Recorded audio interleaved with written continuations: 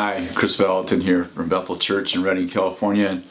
And the Christmas season's coming up, and Christmas is wonderful for most of us. I mean, I have wonderful memories of Christmas. Even in the hard years I was growing up, Christmas was still a wonderful time. And then my kids, we've all made a big deal out of Christmas. We tell the Christmas story since they were little around the tree, and that's always been exciting. Everyone gathers at our house now, and when we were younger, we all gathered at my grandfather's house and opened gifts, and it's just a really big deal. Kathy shops for like 2 months for Christmas.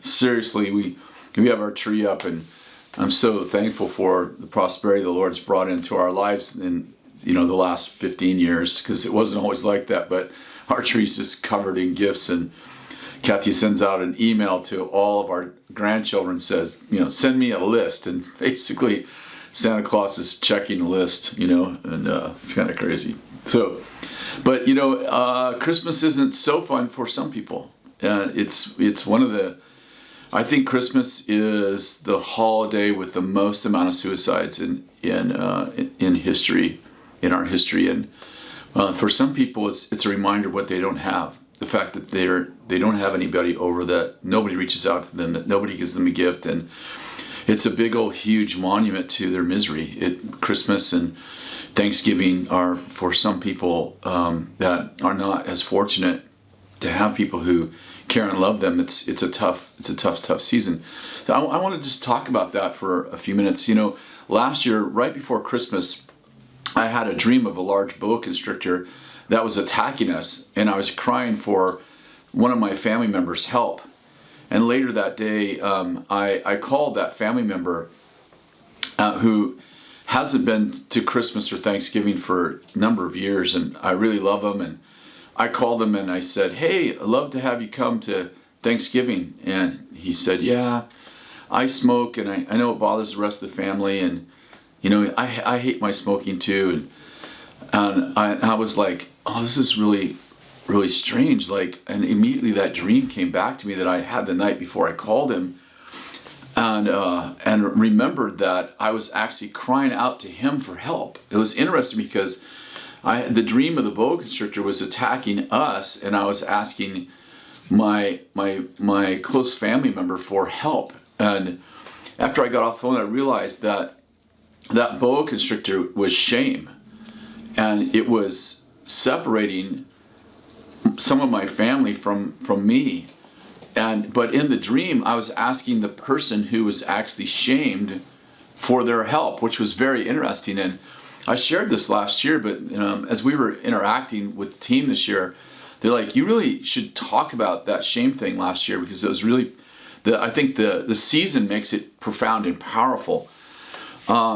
And I just was made aware, especially last year, and now I've already reached out to the same family member this year and said, "Man, you gotta come to Christmas. Come on, And I realized, people hate their own behavior. They feel stuck and powerless in it. But I think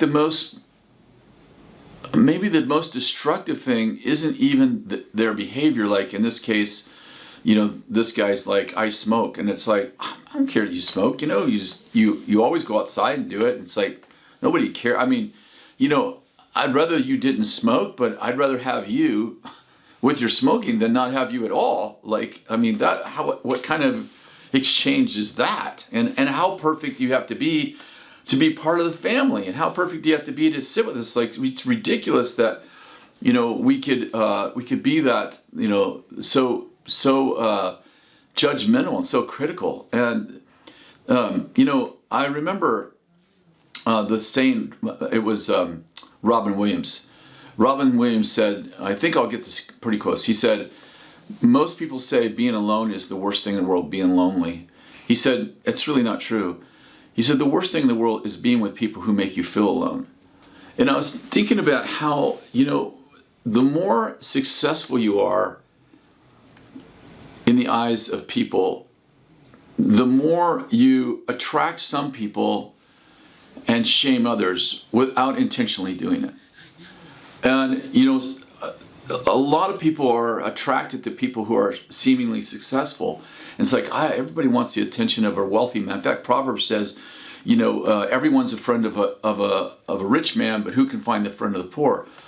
The other side of that is that if your success feels like nobility, in other words, people would view your success like you're more holy than me, or you're more righteous than me.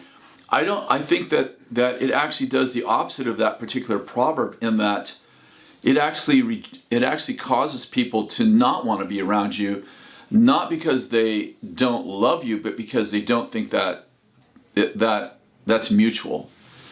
And I think that one of the toughest things in the world is that I think one of the greatest fears we have is that I'm going to reach out to someone and they're not going to reach back. I remember years ago, it was probably 4 years ago, I text one of my staff and I say, hey, love to get together. Kathy and I love to have you over for dinner, and she didn't respond. And I'm like, oh, okay. So I waited like 3 or 4 days, and by the way, she always responds. She's one of those people that loves text.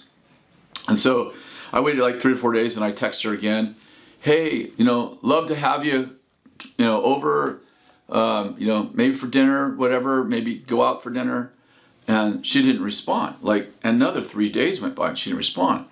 And pretty soon I started to build this case against her. I didn't actually consciously, I don't know that I was super consciously aware of it until I text one more time. Another couple days went by and she didn't respond. And I started thinking, about 6 months ago we had this conflict in my office, and I bet she's really secretly upset about it. And I said to Kathy, you know what? I'm just really tired of her attitude. And you know what? I reach out, she doesn't reach back, and that conversation we had, I was right about that. And Kathy, she's the best.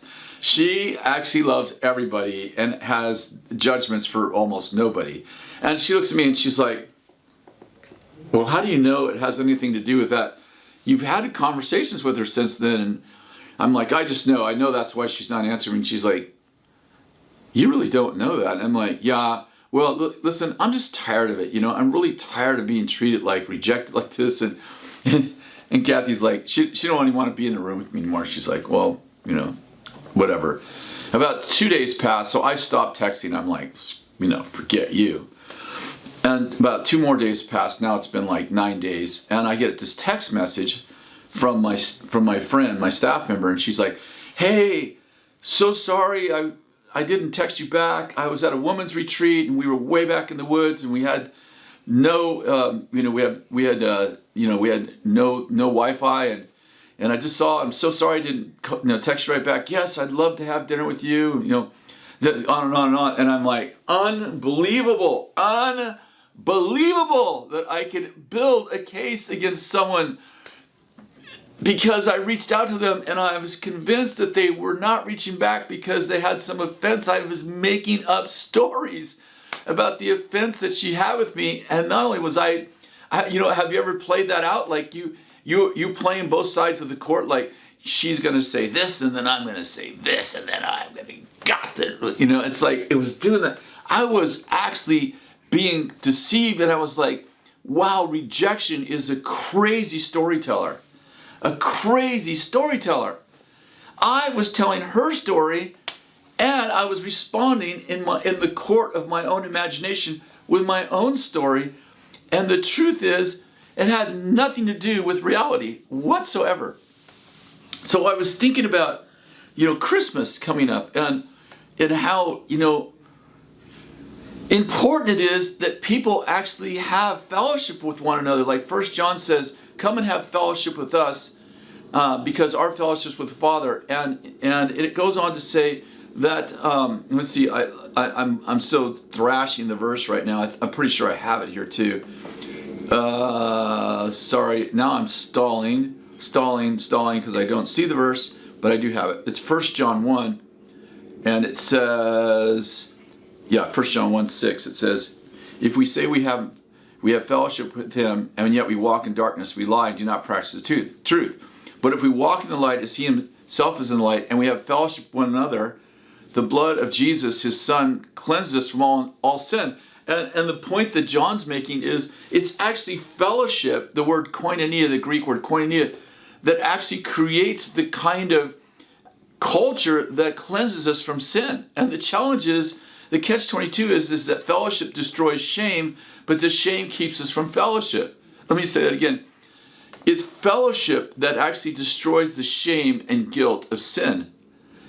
John just said, we have fellowship with one another, and the blood of Jesus, his son, cleanses from all sin. But the challenge is that it's sin, that shame actually keeps us from fellowship. So it's a catch-22. It's like, I need people to actually help me to become the noble person that I'm designed to be. And on the other side of that is that I'm afraid of the very people that I need. I feel ashamed to be with the people that I need to break shame off my life. It's just a crazy catch-22. And here's Hebrews 13:16 says this: do not neglect doing good and sharing and fellowship. Do not neglect doing good and fellowship with such sacrifices God is pleased. This is a beautiful picture because it actually says that fellowship, like koinonia, the exchange of life, is actually a sacrifice. So we all have people that we love hanging out with, right? It's like we choose your friends, but you don't choose your family. It doesn't mean that we don't like our family, but we don't necessarily like, just because you have the same DNA and bloodline doesn't necessarily mean like I actually enjoy these people. But the truth is that fellowship, hanging out with people, is supposed to also be a sacrifice. Meaning, I may not love, Glenn, who's my uncle, or Jane, who's my cousin. But the truth is that when we hang out together, there's something about the exchange of life that helps all of us become more noble people and actually roots out sin in our life. And the fact that I wouldn't necessarily choose for these people to be my best friend is part of the sacrifice that I make as a son and daughter of God, to connect with people that maybe they're not the most entertaining people, but they're part of my family. And the challenge is that there are so many people that are socially awkward, or they have habits like my family member who's feels like, well, nobody in your family smokes, and I smoke, so I'm not welcome. Or maybe I'm living a gay lifestyle, so I feel like you guys you're not good with the way I'm living. Or maybe I'm living with my girlfriend or boyfriend, and it's like, and I understand that these can be deeper. There can be deeper conversations about these things. I get that. And I understand that one philosophy is not going to solve everything. But I wonder what kind of message we're sending when the invisible message that's coming from us is, you have to attain to this level of holiness to be in my presence. I don't think any of us would say that out loud. Let me say this. I doubt that any of us have actually consciously thought through that even. Like, you have to be,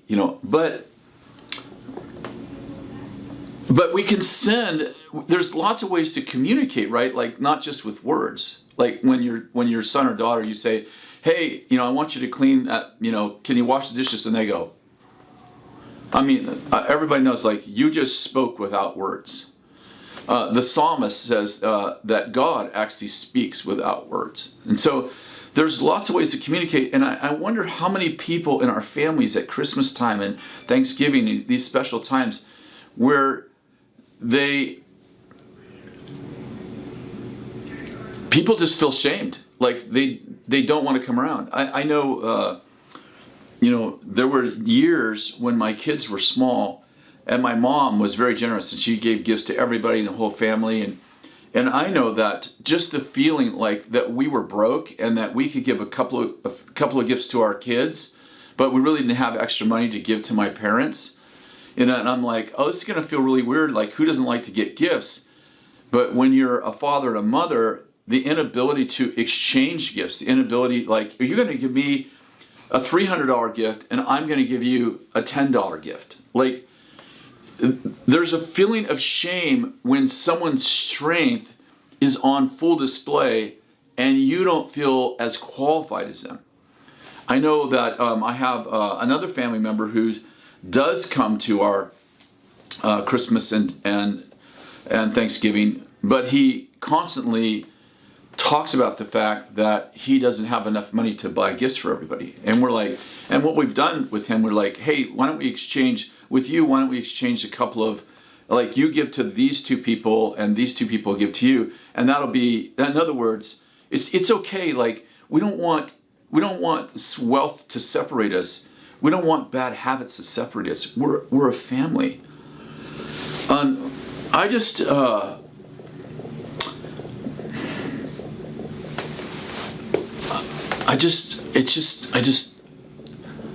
kind of lost for words in that I feel so strongly like we should make it part of our Christmas motto that everyone belongs.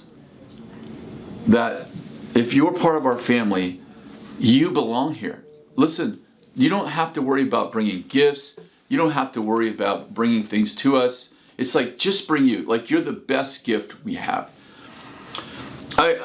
This morning I was actually, I knew I was going to kind of share the story, and I was thinking about the prodigal son story. And I'm sure you know the story. Let me read you the story just quickly, and maybe we'll wrap it up with this story. Jesus told a story about a man who had two sons. By the way, we call it the prodigal son story, but actually the Bible calls it the man who had two sons. So we always focus on the one son who asked for his inheritance and left, but actually the Bible says, this is about two boys. And so it goes on and says, the younger of them said to his father, Father, give me the share of my estate that falls to me. So he divided his wealth between them. And not many days later, the younger son gathered everything together and went on a journey into a distant country. And there he squandered his estate with loose living. Now when he had spent everything, a severe famine occurred in the country, and he began to be impoverished. So he went and hired himself out to one of the citizens of that country, and he sent him into the fields to feed the swine. And he would have gladly filled his stomach with the pods that the swine were eating, and no one was giving him anything. But when he came to his senses, and by the way, that word came to his senses, it actually, in the Greek it says, and when he came to himself, he said, how many of my father's hired men have more than enough bread? But I'm dying here with hunger. I will get up and I will go to my father. I will get up and I will go to my father and say, I have sinned against heaven and I'm no longer, and Father, I've sinned against heaven and in your sight, and I'm no longer worthy to be called your son. Make me as one of your hired people. So he got up and he came to his father, and while he's still a long ways away, his father saw him and felt compassion for him, and ran and embraced him and kissed him. And the son said to him, Father, I have sinned against heaven and in your sight. I am no longer worthy to be called your son. But his father said to his slaves, quickly bring out the best robe and put it on him, and put a ring on his hand and sandals on his feet, and bring the fattened calf and kill it, and let us eat and celebrate. For this son of mine who was dead has come to life again, and he was lost and he's been found. And they began to celebrate. Now his older son was in the field, and when he came and approached the house, he heard the music and the dancing, And he summoned one of his servants and began to inquire what these things could be. And he said to him, your brother has come, and your father has killed the fattened calf, because he's received him back safe and sound. And he was angry and was not willing to come. And his father came out and began pleading with him. And he said to his father, look, for so many years I have been serving you, and have never neglected a command of yours. Yet you have not given me a goat that I may celebrate with my friends. But when this son of yours came, he has devoured his wealth with prostitutes, and you killed the fattened calf for him. And he said to him, and the father said to him, son, you've always been with me, and all that I have, all that is mine is yours. But we had to celebrate and rejoice, for this brother of yours was dead, and he has begun to live, and he was lost, and he has been found. This is a beautiful story, and I relate this to to Christmas in that we have a lot of people that they're coming to our house is almost like a prodigal returning home. And I love the father's response, because the prodigal son's like, I'm going to go tell my dad, like, I'm so sorry I sinned against heaven and I have sinned in your sight. But the father has been preparing. He's in watchful preparation. He's looking for a re-entry. How does he see his son far off? Because he's got this attitude, if you will, of re-entry. He's looking for his son to re-enter. And immediately, a thing that I learned last year is that the father does not put the robe on him and the ring and the sandals. The father turns to the community and says, my son who is returned, go get the ring, the sandals and the robe, and put it on him. And so the whole community participates in the restoration of this boy. Think about how it happens sometimes. Sometimes it's like some person, in this case the father, goes, and I'm bringing my son back. And everyone else is like, wait, he deserves to be punished. But the father's wise enough, and he's prepared for the reentry. And he said, and he dictates the mindset of the whole community towards this son, so that one person's not going, yes, come in here, and the other ones are like, wait till dinner's over, I'm going to have a conversation with you. The father actually dictates the celebratory restoration of this young man. And he says, listen, you put the robe on him, you put the ring on him, you put the sandals on his feet. Hey, why don't you prepare something that we can celebrate in? Hey, you create the dancing, you create the music. And what happens is that we don't have one person, in this case, somebody who's overly merciful, like protecting a son, but the whole community's like, it is shaming him. The fathers actually said, hey, the boy's back, and we should break shame off this young man. But you know, the powerful part of the story is the elder brother, and we have these kind of elder brothers at Christmas and Thanksgiving. It's a self-righteous kind of thing. It's like, listen, your son that returned spent your money on prostitutes. And it's funny because it was his dad's money, but the son is bitter. The dad is forgiving, and the son who it didn't affect financially at all, he's mad. He is offended. He separates his brother by saying, he's your son. And the father goes, oh, wait a second, your brother who returned. See what shame does? The elder brother is representing shame. And he's like, your son, he's not my brother, he's your son. I have no ownership of this boy, because when he did wrong, I separated him. I am way too righteous to be associated with someone chasing prostitutes. And the father goes, I'm sorry. I don't care what his behavior is, he's still your brother. And he returned. And if you didn't separate yourself from brotherhood, you would be in the house with him, doing what we're all doing, celebrating that your brother was dead and now he's alive. He was lost and now he's found. But you're able to shame him because you removed him from the family, and you said you're not good enough to be in this family. And the father goes, no matter how he behaves, he's still in this family. There's something powerful about sending a message to people that are struggling. You're still a Vallotton. You're still a Jones. You're still a Johnson. You're part of the family. And yes, there are definitely seasons, and I know that people will listen to this later and say, you know, we have Joe over, but he comes in on drugs and he destroys our Christmas. I mean, of course there are exceptions to this where we have to set boundaries. It should hurt us to set those boundaries. To say to Johnny, who comes stoned or drunk to Christmas and destroys it for everyone else, dude, we love you. You're always welcome here, but you have to come sober. You can't come stoned. You ruin Christmas for everybody. It's not that we're so holy and you're not. It's just that your behavior actually destroys Christmas for everybody else. Yes, of course there are circumstances that in which we have to set boundaries for people.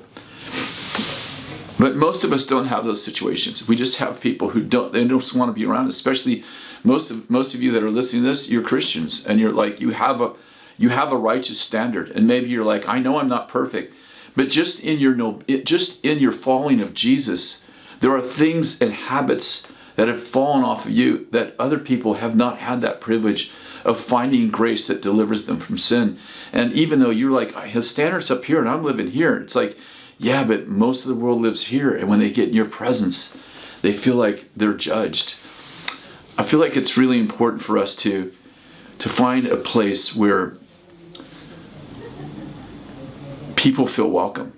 They feel loved. I want to give you, I think I had just this quick little list. It's not long. 7 ways to help people that are in shame connect. Number 1, be humble by remembering where you came from. I think that's super important. Don't become the elder brother who's forgotten where you came from. And number 2, love people for who they are and not for who they could be.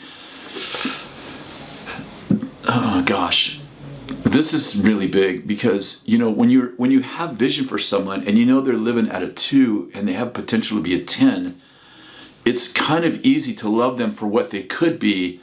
And yet the pressure is, I get in your presence and I always feel like you're not happy with me. So I have to love you where you are and for who you are.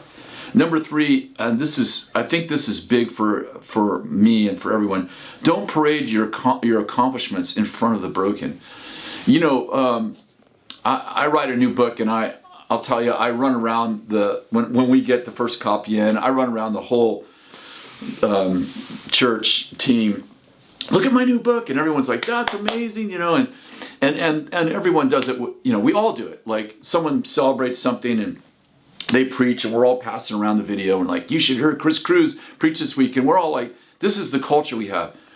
It's hard to do that with people who are living in shame. It's really difficult to go, look at my new book, and they're like, oh yeah, it's one more thing I didn't do. Hey, come and look at the car we bought this week. It's like, yeah, I don't. And so we have to be conscious, like, people who live in shame, it's hard for them to celebrate other people's accomplishments because it's a reminder of something they haven't done. So I would just say, I know that in my case, and I know that most of our cases, we're not trying to brag. We're just excited about what's going on in our life. We have to tone it down when we're around people like that. Number 4, give people hope without requiring them to change. There's a tension there. Like, how do I give you hope without saying, and you could stop smoking? Look, there's a new study out. It's like, I have to create hope, but in a way that doesn't increase your shame. And then number 5, be empathetic. Like, listen from the heart without feeling the need to correct people's opinions. I think this is really hard for people like me who are very opinionated. And, we have, in our family, we have very big political differences amongst many of our family members. So I'll just say, like, some people right now are just celebrating Biden's victory. Some are, like, Trump hasn't lost yet. In our own, like, bigger family. And it's easy for people to feel like, oh, I'm not coming over because you love Biden, or I'm not coming. It's like, dude, that's just like, can we not have a political spirit? Can we listen to people's cares without, like, let me bring out, all the propaganda that I've been studying. It's like, that's not the place for it. Christmas is not the place for that. And the last one is people that have high levels of shame often live in fantasy to numb their pain, the pain of their reality. And it gives them hope. And sometimes we want to just break off the fantasy. It's like, you know what? Before I'm convicted of sin, I have to be convinced of a Savior. I think part of the challenge is like I have one of my family members, like, you know, he's in his 40s or 50s now, and he's just convinced one of these days he's going to win the lottery. So he barely works. And often the conversation turns to, you know, the lottery. And I'm like, it's like you've been saying this for 25 years, and it's the reason why you don't work hard, because someday you're going to win the lottery, and that's going to change your life. And I actually had an argument with him like 10 years ago, and then I realized recently, like, that's the way he shields himself from shame. And when I break the illusion that you're not going to win the lottery, you're stuck with the reality that you actually live in way below your noble ability, because you don't work because you have issues with bosses, issues with your energy, issues with, you know, and this particular person just can't keep a job. And so his dream is he's going to win the lottery, not going to have to work for anyone. And the truth is, he hardly makes a living. He's barely starving, almost starving. So it's like we can like break his fantasy, but when you break his fantasy, you take away the illusion is actually bringing him some level of hope. And if we want to have real hope, we have to actually figure out how to instill hope before we take away the illusion. These are just some things that I've been just thinking about. Anyway, I just want to pray for you right now, because I think that, you know, Christmas is about Jesus celebrating his birth, and his birth is all about breaking the power of shame and guilt in our life and giving us a path to have a relationship with the Father. It's all about relationship. And, you know, whenever people make it about gifts or stuff like that, you know, gifts are all fine. Those are all fun things to do. Getting around, eat's fun. But the most important thing is that family comes together, loves one another, and people leave there thinking, man, I felt so wanted. I felt so heard. I felt like I was so valued at Christmas. I'm going to do that every year. And that's my goal this year. I've reached out again to a couple of my family members who haven't been with us for a while for many of these reasons. And I'm like, dude, my Christmas is about you coming and hanging out with us and feeling so loved and wanted. Lord, I just pray that you would give us wisdom on how to navigate some very complicated relationships. And how do we send the message, I love you, without sending the message, I agree with your lifestyle. I can love you, I can want you present, I can celebrate you in my presence, and still be okay with the fact that you're living a lifestyle I don't agree with, and you coming into my presence doesn't validate that everything you've done in your life is okay, any more than you coming into my presence means you like my lifestyle. But Lord, I just pray that love would cover a multitude of sins at Christmas, and people would feel so loved. God bless you. Merry Christmas. Have a wonderful time.